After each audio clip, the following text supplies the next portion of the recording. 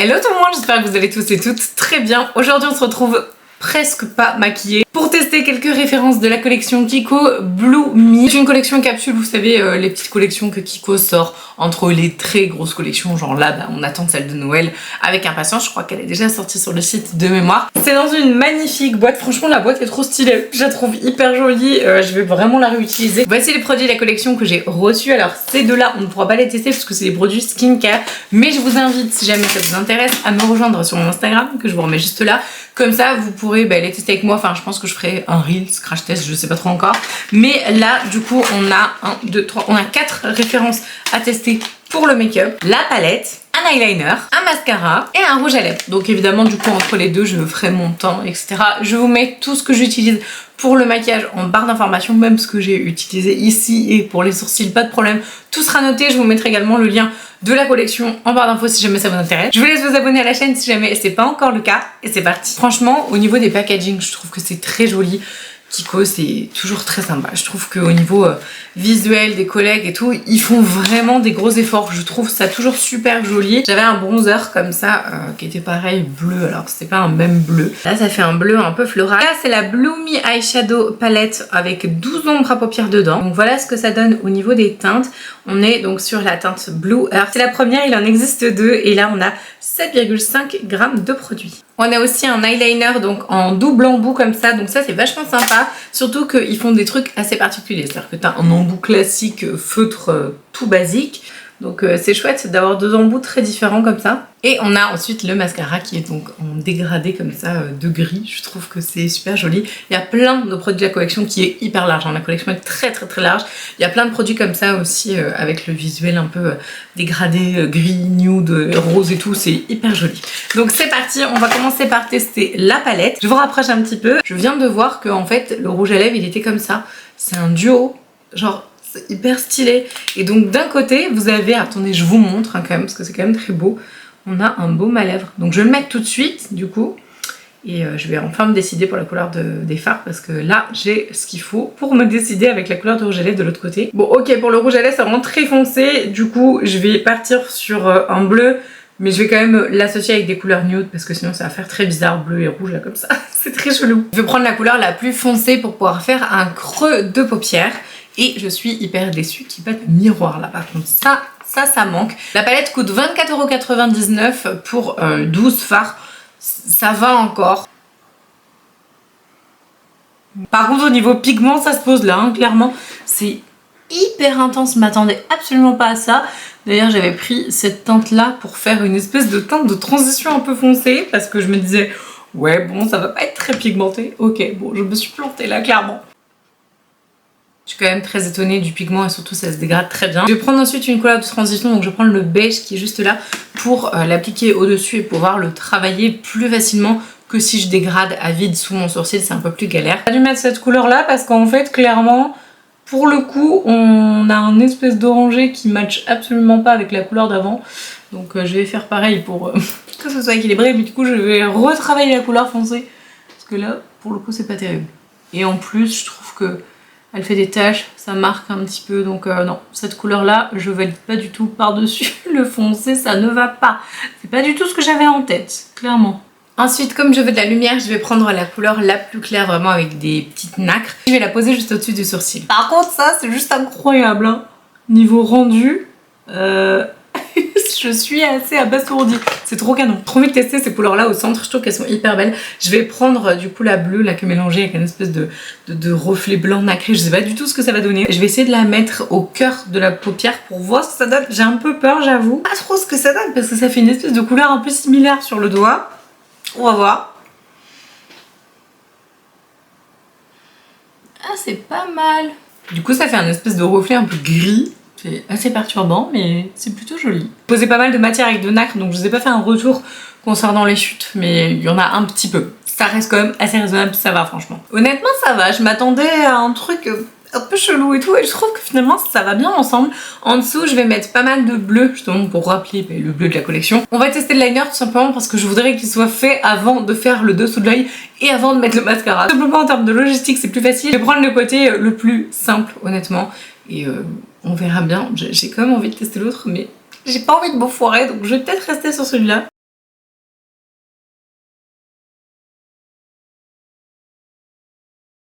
Et je suis pas très fan, honnêtement, du liner. Il est assez souple quand même, enfin c'est un feutre en fait. Il n'est pas excessivement rigide, par contre il est très très noir, hyper intense, donc ça c'est génial. Si vous avez envie de quelque chose qui pète un petit peu et qui se voit vraiment bien, mais moi ce genre de matière, j'ai toujours du mal à faire quelque chose de net, parce qu'en fait vous savez comme le feutre, je sais pas comment expliquer, mais en gros à force de rattraper et de revouloir faire le trait, on se retrouve avec des milliards de petites accroches au-dessus du liner et c'est pas beau, et du coup ça m'embête vachement, donc je vais être obligée, je vais faire mon liner avec ça.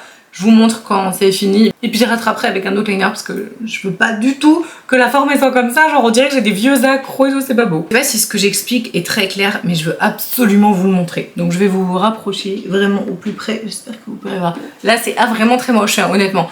Je peux pas, c'est pas possible. Je sais pas si vous verrez. Bon là vous êtes vraiment très très près. Mais il y a énormément d'accros, enfin c'est absolument pas net du tout. Donc je vais reprendre tout ça, je vais refaire mon liner, je fais le deuxième côté et puis je vous retrouve juste après pour faire le dessous des yeux. Donc voilà ce que ça donne avec les liners retravaillés. Bon honnêtement, de toute façon les liners sont jamais parfaitement symétriques. J'en ai un qui est un peu plus réussi à mon sens que l'autre, mais bon, c'est pas grave. Donc je vous mets pareil le liner que j'ai utilisé en barre d'information. Honnêtement, celui-là je pense qu'il est peut-être très très bien si vous êtes habitué avec ce genre de liner, mais moi personnellement je suis pas à l'aise avec. J'aime beaucoup les liners feutres, d'ailleurs le liner que j'ai utilisé pour retravailler c'est en feutre, mais il est beaucoup plus noir et je trouve qu'il est hyper intense. Bref, il fait un rendu super net. Moi c'est ce que j'attends d'un liner, donc bon forcément le liner là je vous le recommande pas spécialement. On va tester donc le reste de la palette. Alors le reste ça va être genre 2 fards, hein, c'est tout, mais je voudrais vraiment pouvoir mettre des bleus justement pour coller avec la collection Bluey, parce que bon là pour l'instant on n'est pas vraiment dans le délire bleu. Je vais utiliser pour le dessous de l'œil c'est des couleurs les plus foncées pour faire un petit dégradé et apporter une touche de bleu. C'est super joli avec cette teinte là, ça va hyper bien. Donc on va maintenant tester le mascara. Alors honnêtement je sais pas ce qu'il apporte de plus. Normalement c'est un effet 36 heures de tenue, mais qui porte un mascara 36 heures? Les gars, moi je peux mettre aussi, si je sors un mascara, je sais pas, je mets 100 heures de tenue. À quoi ça sert en fait? Genre vraiment je ne comprends pas. C'est au cas où que tu fais une nuit blanche. Ouais si, bon d'accord, ok. C'est quand même un peu what the fuck d'écrire ce nombre là. Enfin je trouve ça un peu bizarre quoi. Bref, j'espère que ça va être sympathique. Normalement il est censé donc être longue tenue et faire pas mal de volume. Donc on va voir ce que ça donne.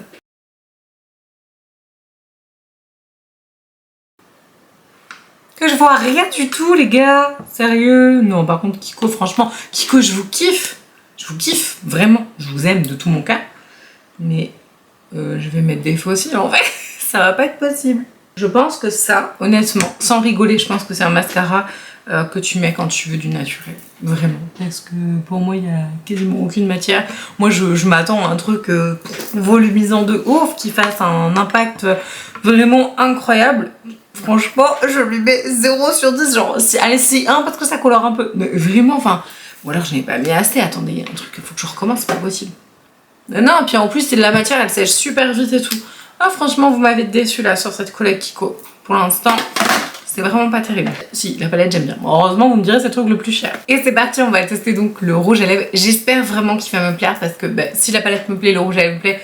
C'est plutôt cool parce que bon, le liner, on peut en trouver des kilos, je veux dire, il n'y a pas quelque chose de particulier dans ce liner hormis qui est un double embout avec une forme un peu spéciale que je testerai peut-être probablement. Alors vous êtes super nombreux quand je mets mes fossiles, ceux-là principalement, à me dire que je mets pas les mêmes. Je vous assure que c'est les mêmes, peut-être, je sais pas, peut-être que du coup il y en a un que je décale à chaque fois, enfin je sais pas, mais ce sont les mêmes fossiles promis. Donc c'est le Blue Me Effect 3D Lipstick Duo, je sais pas du tout ce que ça va donner.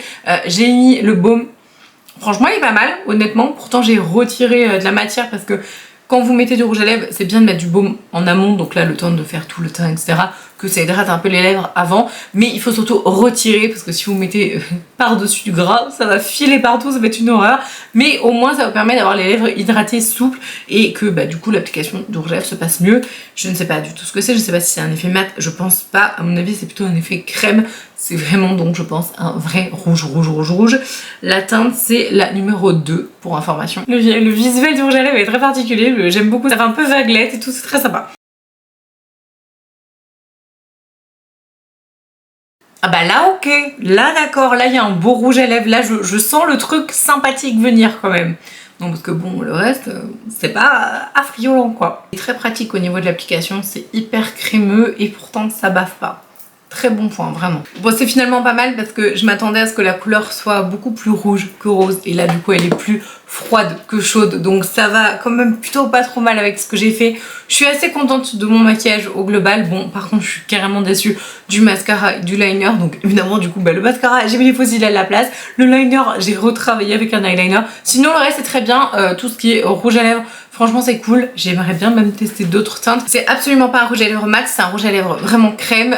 Il reste quand même très opaque honnêtement, donc c'est pas non plus full opacité comme du rouge à lèvres mat par exemple, mais c'est quand même très opaque. Moi franchement je suis assez fan. Le rendu du maquillage finalement est pas si mal. Dites-moi ce que vous en pensez, notez mon maquillage en commentaire si jamais vous êtes toujours là. Je vous laisse vous abonner à la chaîne si jamais c'est pas encore le cas. Si vous souhaitez voir plus de crash test maquillage, il y en a un qui arrive. Je pense que vous n'êtes pas prêts. Même moi je ne suis pas prête, essayez de deviner, mais il y a vraiment un crash test assez fou qui arrive sur la chaîne. Je vous embrasse de tout mon cœur et je vous dis à la prochaine. Ciao!